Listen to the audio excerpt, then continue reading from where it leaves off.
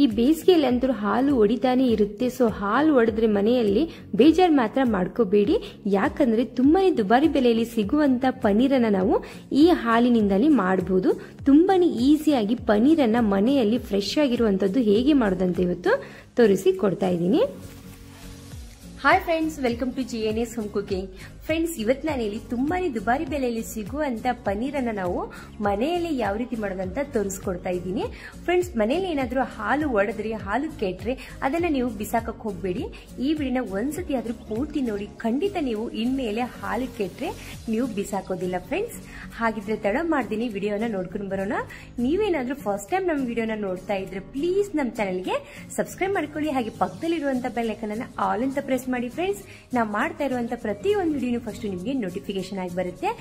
ಹಾಗೆ ಒಂದು ಕಮೆಂಟ್ ಹಾಕೋದ್ರಿಂದ ನನಗೆ ಇನ್ನೊಂದು ವಿಡಿಯೋ ಮಾಡ್ಬೇಕನ್ನೋದು ಆಸೆ ಕೂಡ ಉಂಟಾಗುತ್ತೆ. ಫ್ರೆಂಡ್ಸ್, ಅದಕ್ಕೋಸ್ಕರ ಪ್ಲೀಸ್ ಒಂದು ಕಮೆಂಟ್ ಅನ್ನ ಹಾಕಿ.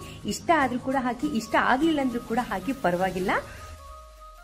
ನಿನ್ನೆ ರಾತ್ರಿ ನಾನು ಇಲ್ಲಿ ಹಾಲನ್ನ ತಗೊಂಡ್ ಬಂದಿದ್ದೆ. ಸೊ ರಾತ್ರಿ ಕೂಡ ಬಿಸಿ ಮಾಡಿದ್ದೆ, ಆದ್ರೂ ಕೂಡ ಮಧ್ಯಾಹ್ನ ಬಿಸಿ ಮಾಡುವಾಗ ಇದು ಒಡೆದು ಹೋಯ್ತು. ಸೊ ಬಿಸಿಲಲ್ಲಿ ಅಂದ್ರೂ ಮಾಮೂಲಿಯಾಗಿ ಹಾಲು ಒಡಿತಾನೆ ಇರುತ್ತೆ ಒಂದೊಂದ್ಸತಿ.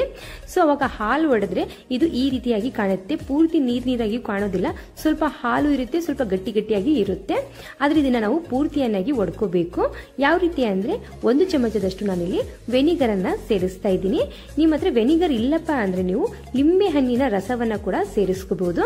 ಸೇರಿಸ್ಬಿಟ್ಟು 1-2 ಕುದಿ ಬರುವವರೆಗೂ ಕುದಿಸ್ಕೋಬೇಕು. ಅಂದ್ರೆ ಇಲ್ಲಿ ಪೂರ್ತಿ ಚೆನ್ನಾಗಿ ಪನ್ನೀರ್ ಮಾಡೋಕೆ ರೆಡಿ ಆಗುತ್ತೆ. ಈಗ ಇಲ್ಲಿ ವಿಡಿಯೋದಲ್ಲಿ ನೀವು ನೋಡ್ತಾ ಇರಬಹುದು, ಸಪರೇಟ್ ಆಗಿ ನೀರ್ ಕಾಣ್ತದೆ, ಹಾಗೆ ಗಟ್ಟಿಯಾಗಿರುವಂತಹ ಹಾಲು ಕೂಡ ಸಪರೇಟ್ ಆಗಿ ಕಾಣ್ತಾ ಇದೆ. ಈ ರೀತಿ ಆಗುವವರೆಗೂ ನಾವು ಇದನ್ನ ಕುದಿಸ್ಕೋಬೇಕು. ನಂತರ ಇದನ್ನ ನಾನೀಗ ಗ್ಯಾಸ್ ಅನ್ನ ಆಫ್ ಮಾಡಿ ಸ್ವಲ್ಪ ತಣ್ಣಗಾಗಲು ಬಿಡ್ತಾ ಇದ್ದೀನಿ. ಈಗ ಸ್ವಲ್ಪ ತಣ್ಣಗಾದ ನಂತರ ನಿಮ್ಗೆ ಇಲ್ಲಿ ಮತ್ತೆ ತೋರಿಸ್ತಾ ಇದ್ದೀನಿ. ಫ್ರೆಂಡ್ಸ್, ಈ ಗಟ್ಟಿಯಾಗಿರುವಂತಹ ಹಾಲಿಂದ ನೀವು ಚೀಸ್ ಅನ್ನ ಕೂಡ ಮಾಡ್ಕೋಬಹುದು, ಹಾಗೆ ಇದನ್ನ ಸ್ವೀಟ್ ಅನ್ನ ಕೂಡ ಮಾಡ್ಕೋಬಹುದು, ರಸಗುಲ್ಲೆ ಮಾಡ್ಕೋಬಹುದು. ತುಂಬಾನೇ ಯೂಸ್ ಆಗುತ್ತೆ. ಈ ಹಾಲಂತರೂ ಒಡೆದಿರುವಂತಹ ಹಾಲನ್ನ ವೇಸ್ಟ್ ಮಾಡಕ್ ಹೋಗ್ಬೇಡಿ. ಫ್ರೆಂಡ್ಸ್, ಈಗ ನಾನು ಇಲ್ಲಿ ಒಂದು ಜರಡಿ ಮೇಲೆ ಒಂದು ಕಾಟನ್ ಬಟ್ಟೆಯನ್ನ ಹಾಕ್ಬಿಟ್ಟು ನೀರನ್ನೆಲ್ಲ ಜರಡಿಯನ್ನ ಮಾಡ್ಕೋತಾ ಇದ್ದೀನಿ. ನಂತರ ಇದಕ್ಕೆ ನಾವು ಹುಳಿ ಹೋಗಬೇಕು ಅನ್ನೋ ಕಾರಣಕ್ಕೆ ಇಲ್ಲಿ 1-2 ಸತಿ ಇದನ್ನ ಚೆನ್ನಾಗಿ ವಾಶ್ ಮಾಡ್ಕೋಬೇಕು. ವೆನಿಗರ್ ಕೂಡ ಹುಳಿ ಇರುತ್ತೆ, ಹಾಗೆ ನೀವು ಲಿಂಬೆನ ರಸ ಹಾಕೊಂಡ್ರು ಕೂಡ ಇದಕ್ಕೆ ಹುಳಿ ಆಗುತ್ತೆ. ಅದಕ್ಕೋಸ್ಕರ ಚೆನ್ನಾಗಿ ವಾಶ್ ಮಾಡ್ಕೊಳ್ಳಿ.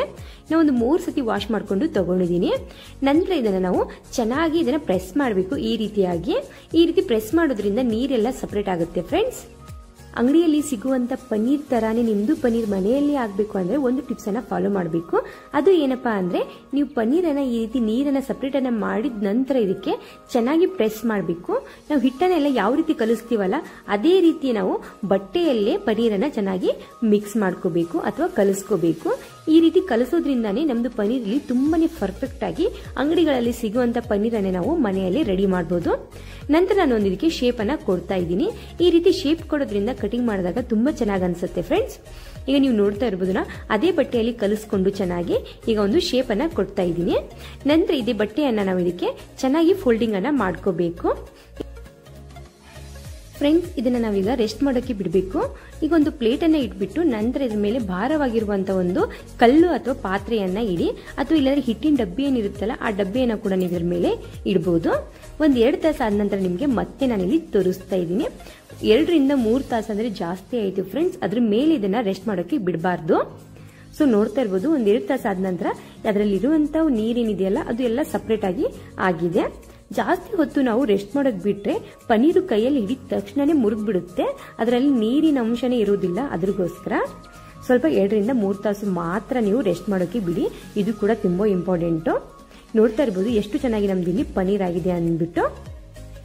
ಫ್ರೆಂಡ್ಸ್, ಈಗ ನಾನು ನಿಮ್ಗೆ ಕಟಿಂಗ್ ಕೂಡ ಮಾಡಿ ತೋರಿಸ್ತಾ ಇದ್ದೀನಿ. ಎಷ್ಟು ಚೆನ್ನಾಗಿ ಇಲ್ಲಿ ಪನ್ನೀರ್ ರೆಡಿ ಆಗಿದೆ ಅಂತ ನೀವೇ ನೋಡಬಹುದು. ಈ ವಿಡಿಯೋ ನಿಮಗೆ ಸ್ವಲ್ಪ ಏನಾದರೂ ಯೂಸ್ಫುಲ್ ಅನಿಸಿದ್ರೆ, ಇಷ್ಟ ಆದ್ರೆ ಪ್ಲೀಸ್ ನನ್ನ ಚಾನೆಲ್ಗೆ ಸಬ್ಸ್ಕ್ರೈಬ್ ಮಾಡ್ಕೊಳ್ಳಿ. ಹಾಗೆ ಪಕ್ಕದಲ್ಲಿರುವಂತ ಬೆಲ್ ಐಕಾನ್ ಅನ್ನ ಆಲ್ ಅಂತ ಪ್ರೆಸ್ ಮಾಡಿ. ಫ್ರೆಂಡ್ಸ್, ನಾ ಮಾಡ್ತಾ ಇರುವಂತ ಪ್ರತಿ ಒಂದು ವಿಡಿಯೋನು ಫಸ್ಟ್ ನಿಮಗೆ ನೋಟಿಫಿಕೇಶನ್ ಆಗಿ ಬರುತ್ತೆ.